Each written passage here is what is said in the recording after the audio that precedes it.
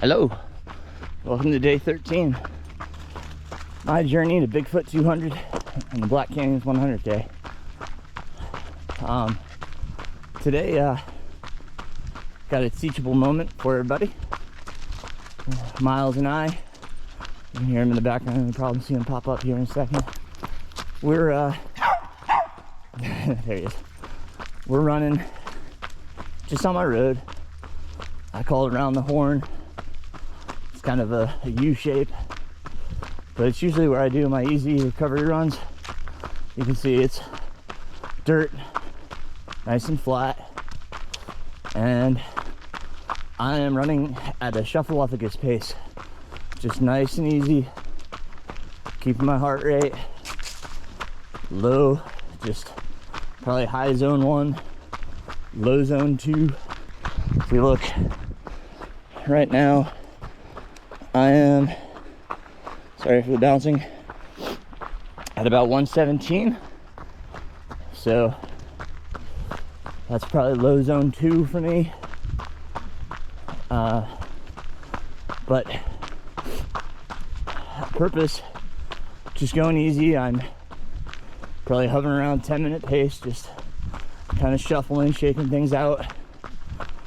Kind of just allows the body to not only recover, but kind of, it's like an oil change, if you will. We rev that engine up so much and run hard and fast. We pump that cylinder, our heart, so much, make it cycle so much. Every now and again, it needs that oil change. Not every 3,000 miles, that's for sure. Once or twice a week, just a easy shakeout run. Kind of lets the body re-energize and re-lube. My legs feel fine. My body feels fine. But it's because I take my easy days super easy. There's no need to go hard every day and push and crank. This allows me to make those hard days a lot harder. I will say, yesterday, when after I shut the camera off in yesterday's video, I was coming down Trace Ridge, and then the first half miles, it's pretty sketch, pretty technical, rocky terrain, tough footing, steep, and then I got down, it intersects with another trail, and there were some mountain bikers, and they're like sitting there at the junction. You go ahead. And I was like, well, I figured they would catch me in like a second, and sure enough they did, and I let them go by. But then, just for fun, I kind of chased them down the mountain. They got a good bit ahead. I mean, I could, see them every now and again when we'd have like a little incline. I'd catch back up, but it was just fun to, open the legs up on the downhill. I mean, it's a single track and it's technical, not overly, but it's a decent descent, and I was in the 7-minute range descending down that, so I was pleased with that. But thankfully Patrick had a recovery day on the schedule for today, so taking full advantage of it. Looks like I'm gonna get to run the loop I've been wanting to run tomorrow. I'm hoping some of my friends are gonna meet me out there, so looking forward to the long run. But yeah, the teachable moment today: take your easy days easy, make them really easy. You don't have to try to hit zone 1. Low zone 2 is great. So, and I'm talking on a 5-zone scale. The very lower end of your aerobic threshold. So nice and easy today. Really enjoying the night. My dog barking at me. Nice chilly night. My son Keegan ran states today, so it was fun to be around that atmosphere. He had a tough race. He learned a valuable lesson not to eat anything new. They stayed in a hotel last night and they had the continental breakfast this morning, so he decided to have waffles. That didn't go over so well. He saw those waffles a few too many times during the race, but still managed a 16:44, 19th place overall at the state meet.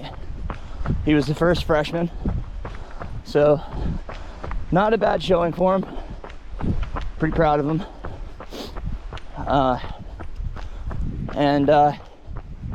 Oh, I guess I should talk about what I use. Well, I'm not a really big fan of optical heart rate devices. I can never get them to be accurate. Some can. Optical being wrist and the upper arm bands. I don't find much success or accuracy with them for myself. Not to say that you can't, but I use an ANT chest strap. I use the Wahoo ticker. I'll put it in the description if you want to check it out. They're not that expensive. I have no affiliation with them. You know, you got to replace the battery every now and again, and when you get started, you got to make sure your heart rate's right. Sometimes you got to wait. You know, it'll read hide sometimes when you start, and so you know you don't want to start with inaccurate heart rate data. So make sure it says it's the right the right BPM before you start. Coming to the end here of the horn. This is loop number 2 for me. So back we go. And down the hill. So anyhow, Wahoo ticker. I like it. It's a chest strap. It's comfortable. I try to wear it for most runs just to kind of get a better feel for where my heart rate is. You know, obviously when you're on the trail, especially with climbing, it can be all over the place. So it's not something that I monitor too frequently. I use it more for my easy days like today, just to make sure my heart rate's staying low. You know, I mean, you can tell by your breathing, you know, how you're feeling. So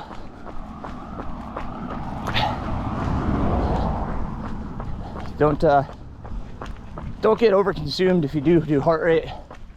You know, constantly checking your watch and being worried about what it says. And, it's just a good metric to go by, you know, especially afterwards. Just kind of something to look at. So you might not use it all the time. Like I said, recovery days are great, workouts are great, especially if you're trying to hit threshold. Making sure you're not going too hard. We'll talk about heart rate a bit more in some other videos, but for today I just wanted to kind of give you that tidbit, because I think a lot of us go too hard on our easy days, or we don't have easy days at all. And maybe you think you're taking it easy, and maybe you're going too hard, or maybe you're going too easy all the time. So this is all stuff you can figure out by using a heart rate monitor. And there's plenty out there. A lot of the watch companies have their own. The Wahoo connects with any Bluetooth capable watch. So if you have a Garmin or Coros or Suunto, it connects with any of those. It even has an app for the phone. It does have firmware updates, so you can make sure that, you know, the band is reading properly, and you can even check on your phone to make sure it's reading properly, because it will read properly on your phone but maybe not on your watch.